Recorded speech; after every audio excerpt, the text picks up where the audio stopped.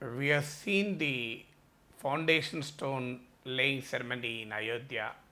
Prime Minister Narendra Modi has descended despite pandemic, and the Bharatiya Janata Party is in full spate over realizing the dream of building a Ram temple in Ayodhya. It should be underlined here that the Ayodhya Ram temple became a possibility not by the actions of Modi government but by the judgment of the Supreme Court. So it was the apex court of India that facilitated the construction of Ram temple. In fact, there has been a demand, including from the BJP MPs like Dr. Subramanya Swamy, to enact a law in parliament so that the temple will be constructed at Ayodhya. In fact, the BJP was not so sure that a Supreme Court judgment will favor Hindus. So, but Modi government in the initial years, especially during the Vajpayee's regime, claimed that, well, we are not a BJP government, we are an NDA government, we do not have the sufficient majority. And as soon as we get the numbers on our own, we would certainly make a law to facilitate the construction of the Ram temple. In 2014, people of India gave BJP a clear majority. Of course, it was an NDA government, but the BJP had the majority on its own. In 2019, people of India gave BJP much more resounding majority. BJP on its own got more than 300 votes when the clear majority was just 272. So what does it indicate? That the Bharatiya Janata Party has not fulfilled its ideological commitment of building a Ram temple if it has the numbers on its own.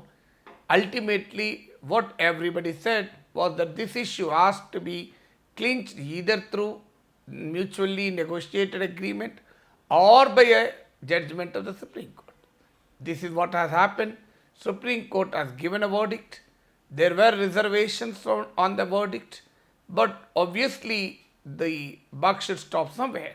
In a democratic country like India, where the rule of law prevails, Supreme Court judgment has to bring a closure to any dispute because that is the highest court of India. So you cannot claim it in the streets. So obviously, those who had reservations over the Supreme Court verdict still agreed to the verdict, and that's the reason why the Ram temple was constructed at the beginning. The foundation stone was laid for the construction of the Ram temple at Ayodhya. So there is absolutely no problem today because after the Supreme Court judgment, everybody, including the litigants, have no objection to the Ram temple, and Professor Nageshwar will never have an objection when the Supreme Court has already adjudicated on the issue. So, but my question is, if the Modi government is so keen on Ayodhya, it would have enacted a law, forget about it.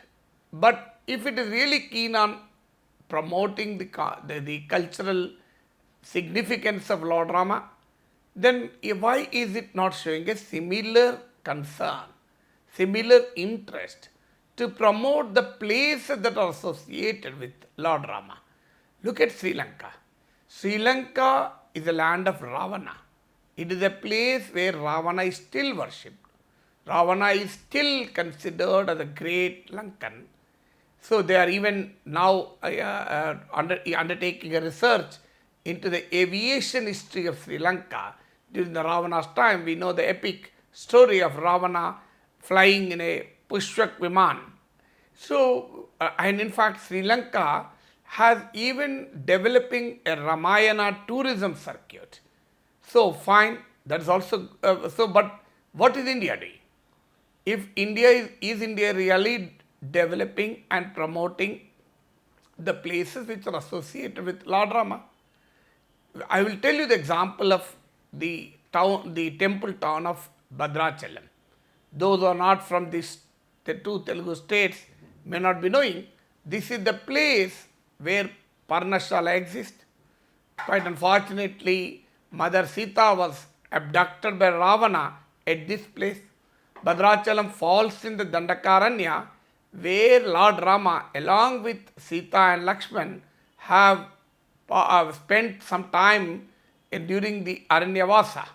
In fact, this is the place where the friend of Dasharatha, the bird Jatayu, valiantly fought against Ravana and finally died.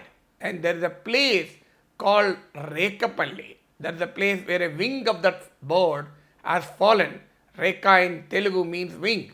So this is the place where Jatayu lost his life and Lord Rama performed the final rites to this to the Jatayu bird. In fact, this is the place where Lord Rama has blessed, has given moksha to Shabari. This is the place where Lord Rama met Shabari. And this is the place where the river Shabari converges with the river Godavari. So absolutely its pilgrim significance is undoubtable. But unfortunately, has the central government done anything to the development of Bhadrachalam, a significant place associated with Lord Rama? Do you know where Maricha fell to the Ramabana? Nobody even knows that. It's also there in Telangana, and unfortunately it's not even developed as a pilgrim place. If you really have the kind of respect for Lord Rama, why not you develop these places? Now everybody is talking about Ayodhya pilgrim economy. I do agree. In our country, religion is also a great source of economic strength also, because religious tourism is a very big economic strength. So Ayodhya, once Ram temple comes up, it is certainly become a major pilgrim economy. But will this argument is not relevant for Bhadrachalam? Can you not develop a pilgrim economy here in Bhadrachalam? So you will be surprised to know that Bhadrachalam was not even accorded in heritage city status. So surprisingly, when Sri Venkaiah Naidu ji was the Minister for Urban Development, Modi 1.0 government, the first India government, launched the scheme called heritage cities. So can there be any other heritage city than Bhadrachalam? The place Lord Rama, Sita and Lakshman spent for a considerable time. Unfortunately, for the Ram Bhaks of India, Bhadrachalam is not an heritage city. Can we accept this kind of a bizarre logic? So if then comes, I will give you another example. Bhadrachalam is a small town today. Unfortunately, it doesn't even have a place for dumping yard. Do you know why? Bhadrachalam Lord Rama temple is in Telangana. Its lands are in Andhra Pradesh post bifurcation. So its land, the Ram temple has around 1,000 acres of land falling in the villages, and these villages were shifted to Andhra Pradesh after Modi government came to power. Because after the first Modi government came to power, in the first cabinet meeting itself, the 7 mandals which are likely to be submerged due to Polavaram project were taken away from Telangana state and given to Andhra Pradesh. Unfortunately, the 5 villages where Lord Ram's lands exist have also been transferred to Andhra Pradesh, though they do not fall in the submergence area of Polavaram. These 5 villages, Gundala, Purushottamapattanam, Kannayagudam, Pichukalapadu and Edapaka, as a result of the central government's unilateral decision, the Ram was separated from the lands which he owns. And what is the reason? Can this not be reversed? First of all, it shouldn't have been done. Well, the central government may have done it inadvertently. I can accept it can happen sometimes. But why can't it reverse through a simple amendment so that the 5 villages which has the lands belonging to Lord Rama will come back to Telangana where the Ram temple, Bhadrachalam temple exists? I'll give you another example of apathy. Bhadrachalam doesn't have a rail connectivity. If we lay a rail line just for 13 kilometers from a place called Pondarangapuram between Kottagudam and Manugur of the present present Bhadradri Kottagudam district, you can have a railway line up to the pilgrim town of Bhadrachalam, just 13 kilometers. How much it cost? Negligible. Modi government has launched an ambitious project of laying a bullet train from Ahmedabad to Mumbai, spending 1 lakh crores from the Japanese development fund. So JICA loan. So it's not even a grant, it is a loan. So when you are ready to lay a bullet train by spending 1 lakh crores, that too taking a loan, can't you not spend couple of 100 crores to complete a rail route till Bhadrachalam so that someone who is a devotee of Lord Ram can travel from Kashi to Bhadrachalam, from one place to other? Can't you not do this? So can't you not provide the rail connectivity so that the pilgrims can reach the Bhadrachalam temple conveniently? Unfortunately, this is not being done. So this Bhadrachalam area, for the benefit of non-Telugus, I am telling, it's a beautiful river, picturesque place. The famous Papikondalu tourist place is here. Of course, it will be submerged once the Polavaram project is completed. But this place can be developed as religious tourism, spiritual tourism, historical tourism, heritage tourism, adventure tourism, ecotourism.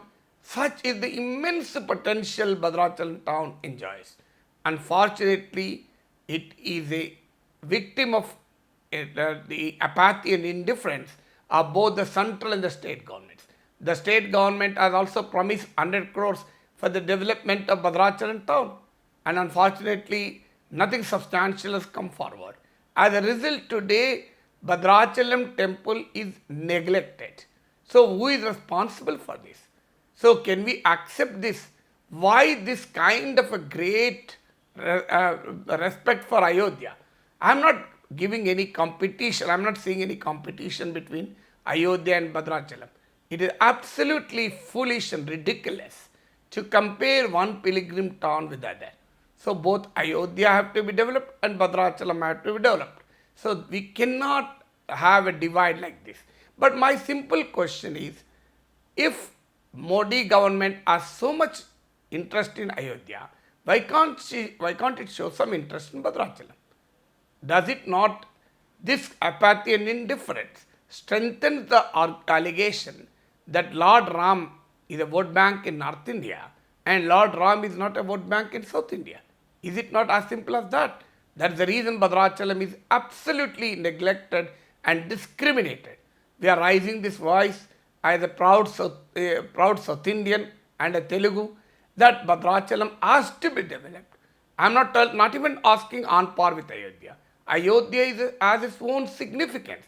It is the birthplace of Lord Ram, and every Indian considers it as a symbol of cultural heritage. So we respect Ayodhya. But why don't you respect Bhadrachalam also?